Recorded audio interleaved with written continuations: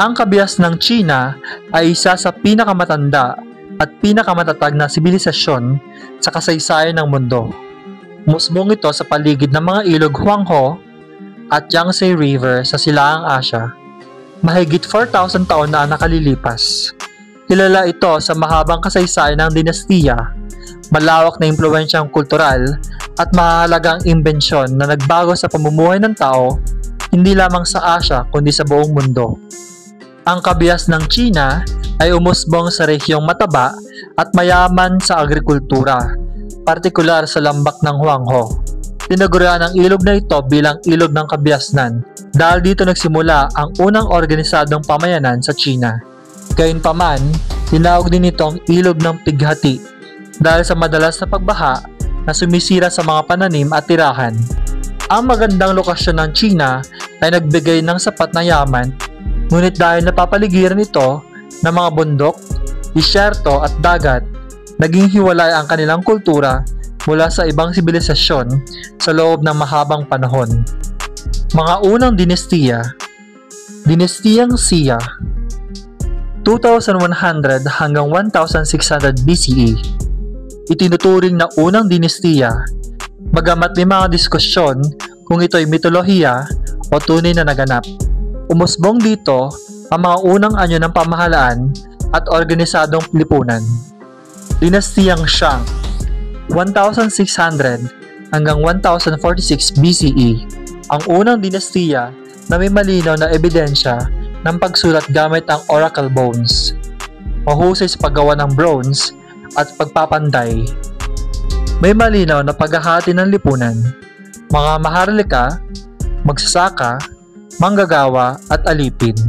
Dinastiyang Zhou, 1046 hanggang 256 BCE. Nagpasimula ng Mandate of Heaven. Paniniwalang ang karapatan ng hari ay mula sa Diyos at nawawala kapag hindi siya mabuting pinuno.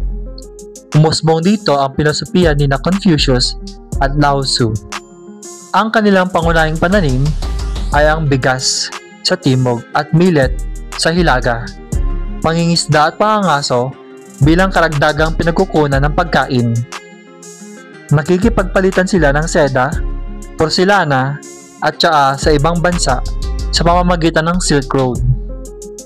Malinaw ang istrukturang panlipunan, emperador at pamilya niya, maharlika at opisyal, magsasaka, manggagawa at mangangalakal, at mga alipin.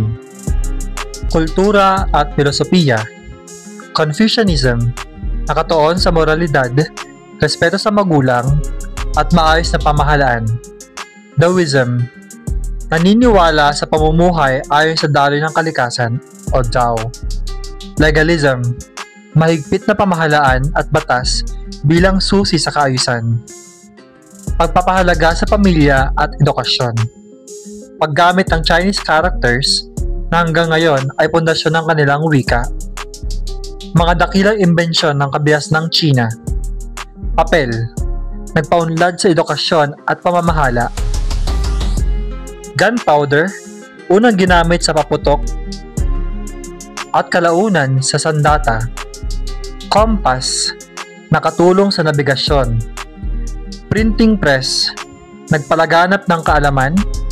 Seda at porselana, kilala sa buong mundo sa kanilang kalidad. Relihiyon at maniniwala, pagsamba sa mga ninuno o ancestor worship, paniniwala sa yin at yang, balanse ng magkasalungat na puwersa sa kalikasan, paniniwala sa mga Diyos at kalikasan at espiritu. Maraming beses bumagsak at bumangon ang kabias ng China dahil sa digmaan sa pagitan ng mga estado, pananakop ng mga dayuhan tulad ng Mongol, kahinaan ng pamahalaan at katiwalian. Subalit, laging nakakabangon ang kanilang kultura at pamahalaan na naging dahilan upang manatili ang kabias ng China sa loob ng libo-libong taon. Maraming salamat po sa panonood. Huwag kalilimutang i-like ang video at mag-subscribe sa ating YouTube channel. Thank you!